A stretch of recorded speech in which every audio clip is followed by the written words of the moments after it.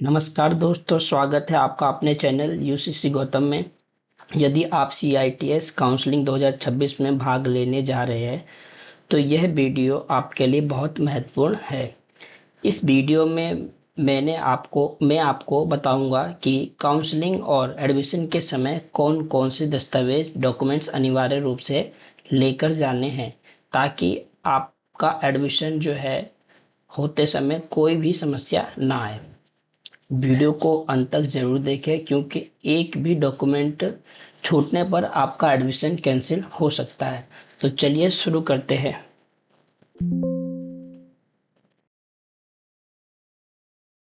Check list of documents required at the time of counselling और admission. तो सबसे पहला आपका जो है सीट आवंटन पर्ची। ये कब मिलेगा आपको? जब आप काउंसलिंग कर चुके होंगे। 15 जून को जो काउंसलिंग स्टार्ट हो रहा है, आपको उस दिन जो है काउंसलिंग कर लेना है। और उसके बाद जब काउंसलिंग का रिजल्ट आएगा तो वहाँ पे आपको सीट अलॉटमेंट स्लिप डाउनलोड करना होगा। उसी में आपको दिखाएगा कि आपको कौन सा कॉलेज जो है अलॉट हुआ है। ठीक है, तो वो मैं आपको दिखा देता है किस तरह से स्लिप होती है। तो कुछ इस तरह से जो है अलॉटमेंट स्लिप होती है। इसको क्या कहते हैं? Admission acknowledgement. ठीक है, इस तरह से होता है। यहाँ पे आपकी जो है फोटो लगी होगी, यहाँ आपका सिग्नेचर होगा, और यहाँ पे कैंडिडेट का नाम होगा, उसका रोल नंबर होगा। ठीक है, और जिस ट्रेड से उन्होंने काउंसलिंग की थी उस ट्रेड का नाम होगा, और कौन सा NSTI या फिर कौन सा ITOT उससे मिला है, कौन सा कॉलेज, तो ये इस तरह से लिखा होगा। ठीक है, और यहाँ पे एडमिशन डेट होगी और डॉक्यूमेंट वेरिफिकेशन। ठीक है, इस तरह से डॉक्यूमेंट वेरिफिकेशन कराना होगा। कहाँ पे जाके? अपने प्रोविजनल सेंटर में जो उसके नियरेस्ट पड़ता है। आपको शुरुआत में ज़्यादा दूर नहीं जाना है, जहाँ पर कॉलेज वहाँ आया है वहाँ जाने की कोई जरूरत नहीं है। आप अपने नियरेस्ट में ही डॉक्यूमेंट वेरिफिकेशन करा सकते हैं प्रोविजनल एडमिशन के तौर पे।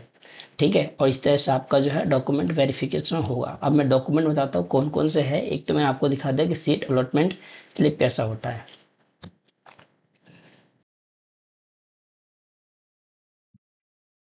ठीक है, और फिर उसके बाद दूसरा नंबर है आपके पास जो प्रवेश परीक्षा हॉल टिकट, जो आपको जो आपका एडमिट कार्ड था वो भी आपको लेके जाना है अपना। वही एडमिट कार्ड जो आप एग्जाम में ले गए थे, जो वेरीफाई हुआ था एग्जाम टाइम पे, वही ले जाना है आपको।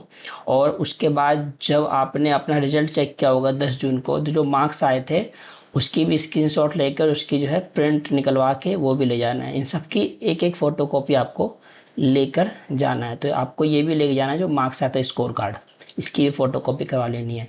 कोशिश करें कि सबकी दो दो करवा लें, क्योंकि एक आपको प्रोविजनल में जमा करना होगा और एक वहाँ आपको जमा करना पड़ेगा जहाँ पे आपका जिस कॉलेज में नाम अलॉट हुआ है। वहाँ जाकर जब आप फिजिकली प्रेजेंट होंगे वहाँ भी एडमिशन लेना होगा आपको, तो वहाँ पे भी आपको कॉपी जमा करना पड़ेगा। ओरिजिनल डॉक्यूमेंट्स कहीं भी जमा नहीं करना होता है। ठीक है, और इसी तरीके से आपको अपना जो है 10th और 12th की मार्कशीट जो है ले जानी है ओरिजिनल, और उनकी फ़ोटो कॉपी करा लेनी है। ग्रेजुएशन की कोई ज़रूरत नहीं है। 10th या 12th की, या फिर जिस लेवल पे जिस बेस पे आपने मतलब ये CIT से एग्ज़ाम दिया, ये तो जिस ITI वालों ने दिया होगा, बीटेक वालों ने दिया होगा, इस तरह से ही आपको डॉक्यूमेंट लेके जाना है। ठीक है, इनकी एक एक फ़ोटो कॉपी करा लेनी है आपको। और फिर आपको अपनी ITI की मार्कशीट या फिर आपने जो डिप्लोमा किया है उसकी फ़ोटो कॉपी और ओरिजिनल, हर सभी डॉक्यूमेंट ओरिजिनल भी जाना है, उसकी फ़ोटो कॉपी भी ले जानी है। और उसके बाद अपना जो है आपको जाति प्रमाण पत्र भी ले जाना है। ठीक है, कास्ट सर्टिफिकेट ले जाना है आपको। SC ST जो भी है, सारे जो भी है OBC, और ये सारे जो होंगे ना, ये सारे होंगे सेंट्रल के। कहाँ के होंगे? सेंट्रल गवर्नमेंट के। और ये फॉर्मेट जो होगा निमी निमी पोर्टल पे जो दिया गया है फॉर्मेट, उसी फॉर्मेट पे बना होना चाहिए। ठीक है, और कहीं कहीं ऑलरेडी बना होता है सेंट्रल गवर्नमेंट, तो वहाँ फॉर्मेट की जरूरत नहीं है, वही आप जमा कर देंगे। कहीं कहीं वैसे बनता है, फिर ऑफलाइन बनता है, तो वहाँ पे फॉर्मेट की जरूरत पड़ती है, तो निमी फॉर्मेट यूज किया जाता है। ठीक है, उसका छठा है आपको अपना आधार कार्ड लेके जाना है ओरिजिनल, और उसकी फोटो कॉपी लेके जानी है। फिर आपको एक मेडिकल फिटनेस सर्टिफिकेट इशू करवाना है, MBBS। ठीक है, उसके द्वारा, और ये गवर्नमेंट हॉस्पिटल्स होना चाहिए, ना कि प्राइवेट। तो आपको गवर्नमेंट हॉस्पिटल से ये चीज़ें तैयार करनी है। ठीक है। और ये भी फॉर्मेट आपको कहाँ से ले जाना है, तो निमी की वेबसाइट पे जो है इसकी फॉर्मेट दिए गए हैं, उसको डाउनलोड करना, उसका प्रिंट निकलवाना है और गवर्नमेंट हॉस्पिटल से इसे बनवाना है। ठीक है। और फिर उसके बाद जो है छात्रावास के लिए आवंटन के लिए स्वयं के 4 फोटो, ठीक है, पासपोर्ट साइज लेके जाने हैं और अपने माता पिता के 2 फोटो ले जाने हैं पासपोर्ट साइज। उम्मीदवार कार्यकारी रिकॉर्ड के लिए उपयुक्त सभी दस्तावेजों की एक फोटोकॉपी साथ लाए, मतलब जो भी कैंडिडेट है वो इन सब की एक एक फोटोकॉपी साथ लेके आए, क्योंकि वही फोटोकॉपी वहां पे जमा होगी। ठीक है। अब ये जो मैंने बताया है ये मैंने इसको टाइप किया था। ठीक है। अब मैं आपका दिखा दूँ कहाँ से टाइप किया था, वो चीज़ आपको दिखा, ये है इस तरह से। ठीक है। ये सारे डॉक्यूमेंट आपको ले जाने हैं साथ में। ठीक है। ये सारे डॉक्यूमेंट यहाँ दिए गए हैं, seat allotment slip, hall ticket, exam जब दिए था आप वो ही ले जाना है, प्लस स्कोर कार्ड ले जाना है, जो मार्क्स आप के आए उसकी फोटो कॉपी ले जानी है, 10th और 12th की मार्कशीट ले लेनी है, आईटीआई जो किया आपने या डिप्लोमा या बीटेक किया है उनकी फोटो कॉपी ले जानी है। ठीक है। आपको अपना जाति प्रमाण पत्र ले जाना है, जो भी कैटेगरी के हैं आप। अगर आप जनरल में हैं तो आपको उसकी जरूरत नहीं पड़ेगी, जाति प्रमाण पत्र की जरूरत नहीं पड़ेगी। आधार कार्ड और एमबीबीएस डॉक्टर द्वारा मेडिकल फिटनेस सर्टिफिकेट बना होना चाहिए गवर्नमेंट हॉस्पिटल से। और आपको अपनी 4 फोटो और अपने माता पिता की 2 फोटो लेके जानी है। ठीक है। ये सारे डॉक्यूमेंट आपको प्रोविजनल एडमिशन टाइम पे ले जानी है। काउंसलिंग के टाइम पे तो केवल आप ऑनलाइन काउंसलिंग करेंगे, उस टाइम इसकी जरूरत नहीं पड़ेगी। जब आपका सीट अलॉट हो जाएगा तभी ये सारे डॉक्यूमेंट आपको लेकर पहुंचना है प्रोविजनल एडमिशन के लिए। ठीक है। फीस तो आपको मैंने पहले बता रखा, जब काउंसलिंग करेंगे तो आपका 500 रुपये कटेगा, और साथ में आपको जो है ना काउंसलिंग फी रिसिप्ट भी लेके जानी है, जो आपने फीस जमा की ना उससे भी निकलवा लेना है प्रिंट, और वो भी लेके जाना है आपको। ठीक है। एडमिट कार्ड जो मिला है वो लेके जाना है आपको। और यहाँ दिया जो है ना फॉर्मेट कैसा होना चाहिए कास्ट सर्टिफिकेट के लिए, सेंट्रल गवर्नमेंट वाला, तो वो निमी वाला होना चाहिए। निमी की वेबसाइट से आपको डाउनलोड करना है और बनवा के ले जाना है आपको। आपको अपनी 10th की मार्कशीट ले जानी है। ठीक है। जैसे किसी ने बीसी किया होगा, बीसी करके ये फॉर्म सीआईटीएस अप्लाई किया होगा, किसी ने एमसीए किया होगा, किसी ने बीटेक किया होगा, डिप्लोमा किया होगा, आईटीआई। ठीक है। ये जो भी दिखाया जा रहा है इसके बेस पे आपने सीआईटीएस फॉर्म भरा, तो ये डॉक्यूमेंट आपको फोटो कॉपी करा के ले जाना है, प्लस ओरिजिनल भी साथ में ले जाना है। हर डॉक्यूमेंट ओरिजिनल भी जाना है कि वहाँ वो चेक करते हैं, तो चेक करवाना होता है। ठीक है। और मेडिकल फिटनेस आपको गवर्नमेंट हॉस्पिटल से बनवा लेना है। आधार कार्ड आपको दोनों ले जाना, ओरिजिनल भी फोटोकॉपी भी।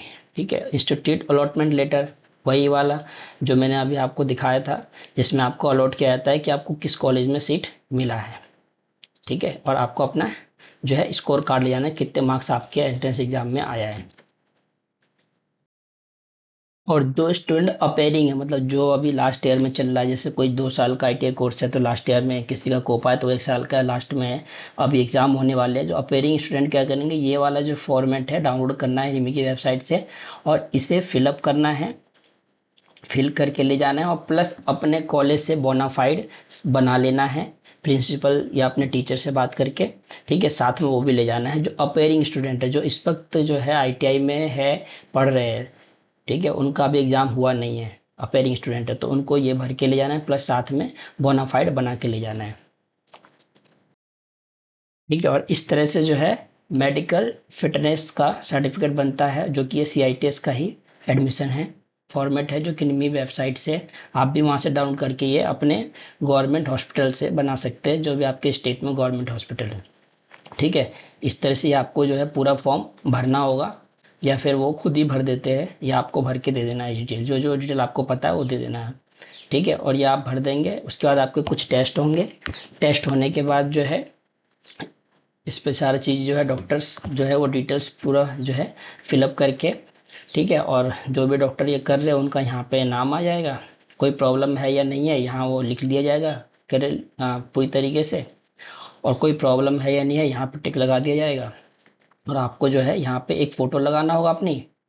ठीक है। फ़ोटो लगाने के बाद आपको प्लेस किस दिन बना है वो डेट यहाँ पर डाल देना है, कहाँ से बना है और किस जिले से बना है वो लिखा होगा। साथ में यहाँ पे जो है जो डॉक्टर्स जो है एमबीबीएस उनका यहाँ पे मोहर और सिग्नेचर होगा। ठीक है, और इस तरह से आपका जो है मेडिकल फिटनेस तैयार हो जाएगा और आप ये अपने एडमिशन टाइम पे वहाँ पे जमा कर सकते हैं। और ये आपका जो है ये ओरिजिनल जमा होता है, इसकी फोटो कॉपी नहीं होती है। ठीक है, और जैसे मतलब आप प्रोविजनल एडमिशन के टाइम पे जाते हो, आपको इस तरह से फॉर्म दिया जाएगा प्रोविजनल एडमिशन टाइम पे, जब आप डॉक्यूमेंट वेरिफिकेशन कराते हैं, ठीक है, किसी भी नियरेस्ट एनएसटीआई में, तो उस टाइम में इस तरह से आपको जो है दिया जाता है। ठीक है, तो ये आपको फॉर्म इस तरह से फिल कर लेना है पूरी डिटेल, और फिर आपको वहाँ पे सबमिट कर देना है। जब आपका प्रोविजनल एडमिशन हो जाता है तो आपको फिर उसमें एक बार जो है फिजिकली एडमिशन के लिए उसी कॉलेज में जाना होगा जहाँ पे आपका सीट अलॉट हुआ है, वहाँ भी आपको जाना होता है। सेम वही डॉक्यूमेंट लेके जो जो आपने प्रोविजनल एडमिशन टाइम पे जो जमा किया है, सेम वही डॉक्यूमेंट लेके आपको अपने उस कॉलेज में पहुंचना होता है जहाँ आपको सीट अलॉट किया गया है, उस प्रोसीजर के बाद, प्रोविजनल एडमिशन के बाद। ठीक है, सेम यही सारे डॉक्यूमेंट होंगे, बस वहाँ पे जो है थोड़ा ये फॉर्म चेंज हो जाएगा, कॉलेज के अपने अपने फॉर्म होंगे। इस तरह से आपको जो है इस तरह से जो है आपको फॉर्म दिया जाएगा। ठीक है, अपने पिक यहाँ पे जो अपनी फोटो लगा लेनी है, बाकी डिटेल्स जो है ध्यान से जो इसमें लिखा हुआ गाइडलाइन उसी हिसाब से आपको फॉर्म जो है भर लेना है। ठीक है, और ये फॉर्म अच्छे तरीके से भरना है क्योंकि ये सबमिट करना होता है उनको, बाद में वेरिफिकेशन टाइम पे भी ये यही फॉर्म उनके पास रहता है। ठीक है, तो ये डिटेल्स आपको जो है पूरा ध्यान से और एक्यूरेट डिटेल भर लेना है। ठीक है, कोई दिक्कत हो या कोई जानकारी छूट गई हो मेरे द्वारा तो आप मुझसे कमेंट्स में पूछ सकते हैं, टेलीग्राम आईडी है, या फिर आप व्हाट्सअप नंबर है उससे पूछ सकते हो, उस पर चेक करके। ठीक है, तो ये सारी चीज डिटेल, ये फाइनल एडमिशन के टाइम पे ये फॉर्म मिलेगा आपको जब आप खुद विजिट करेंगे अपने उस कॉलेज में जहाँ आपका सीट अलॉट हुआ है। ठीक है, और जब आप उस कॉलेज में जाएंगे तो वो तब आपको उस कॉलेज की, जिस कॉलेज में जाएंगे उस कॉलेज की डिटेल्स आपको पता चलेगी कि वहाँ कितनी फीस चलेगी। हर कॉलेज का अलग अलग जो है फीस क्राइटेरिया है। ठीक है, क्योंकि अलग अलग एरिया होता है, अलग अलग एरिया के हिसाब से अलग अलग फीस होती है। तो ये है कॉलेज की फीस, ये कहाँ की फीस है, देहरादून की है। ठीक है, एनएसटीआई डीडीआई मतलब देहरादून की है। तो इसमें जो है डिटेल्स लिखी हुई है सारी कि जो है क्या क्या है यहाँ पे जो दे रखी है सारी। यहाँ जो है रजिस्ट्रेशन फीस लिखा हुआ है ये इस तरह से, यहाँ एडमिशन फीस, ठीक है, ट्यूशन फीस, एग्जामिनेशन फीस, ठीक है, ये आपका जो है रिफंडेबल जो है, और ये लाइब्रेरी चार्ज है, ये जिम खाना मतलब जो जिम होते हैं वहाँ पे उसके लिए। ठीक है, और ये हॉस्टल रेंट है, जो आप हॉस्टल में रहोगे उसके रेंट, और हॉस्टल में रहने के बाद एंड में आपको कितना रिफंड मिलेगा वो डिटेल है। ठीक है, इस तरह से जो ओबीसी और अनरिजर्व्ड वालों की जो फीस है वो इतनी है।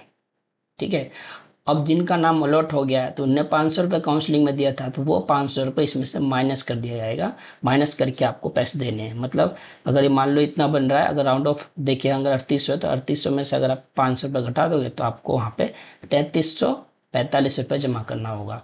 ठीक है, इस तरह से जो 500 रुपये इन्हीं में से लेस होते हैं, इन्हीं फीस में से। ठीक है, जैसे ये इनका है SC ST PH और EWS वालों की ये फीस है टोटल। इस तरीके से जो है ये फीमेल ट्रेनिंग के हैं।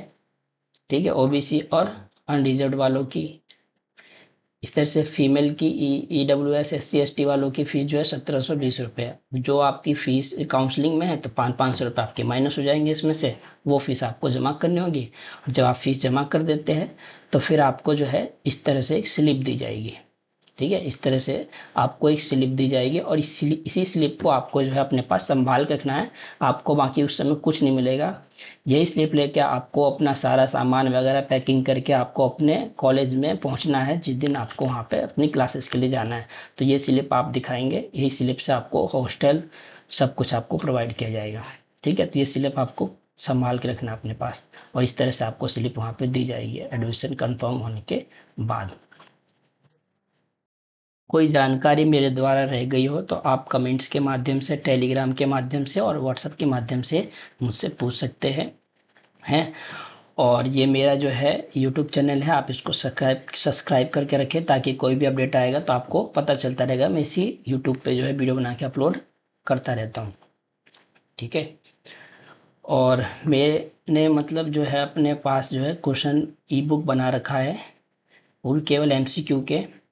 और मेरे पास जो है स्पेशली ट्रेनिंग मेथोलॉजी पीओटी के नाम, जो पीओटी बुक है उसकी है, सॉफ्ट स्किल, और जो है CSA trade computer software application उसकी, और बाकी किसी ट्रेड्स के मेरे पास अभी अवेलेबल नहीं है। मेरे पास इसलिए अवेलेबल नहीं है क्योंकि अभी मेरे पास उतना टाइम नहीं है उस चीज़ को बनाने के लिए।